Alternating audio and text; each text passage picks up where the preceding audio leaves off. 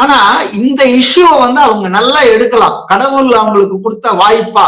ஏன்னா இது என்னன்னா, நேத்து ஃபர்ஸ்ட் டிவிஷன்லயே பெஞ்சிலேயே வந்திருக்கு.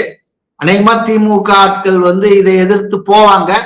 போலான்னா அவங்க திமுக ஆட்கள்ல போன சுப்ரீம் கோர்ட்டுக்கு போறதுக்கு தான் வாய்ப்பு இருக்கு. ஏன்னா சீஃப் ஜஸ்டிஸ் உட்காந்து அந்த ஃபர்ஸ்ட் டிவிஷன் பெஞ்சில தான் இந்த தீர்ப்பை கொடுத்திருக்காங்க.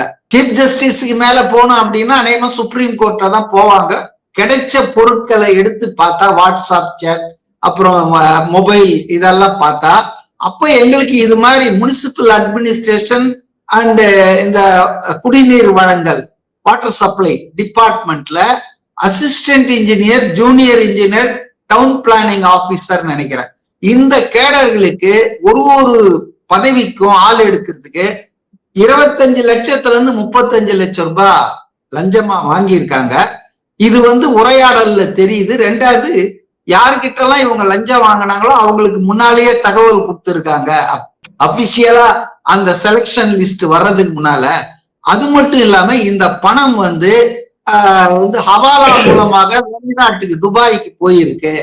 இது வந்து மணி லாண்டரிங் ஆயிருக்கு. இத தகவல்லாம் எங்களுக்கு கிடைச்சிருக்கு அப்படின்னு ஆதாரத்தோடு அவங்க 5 மாசத்துக்கு முன்னாலே டிஜிபிக்கு கொடுத்தாங்க.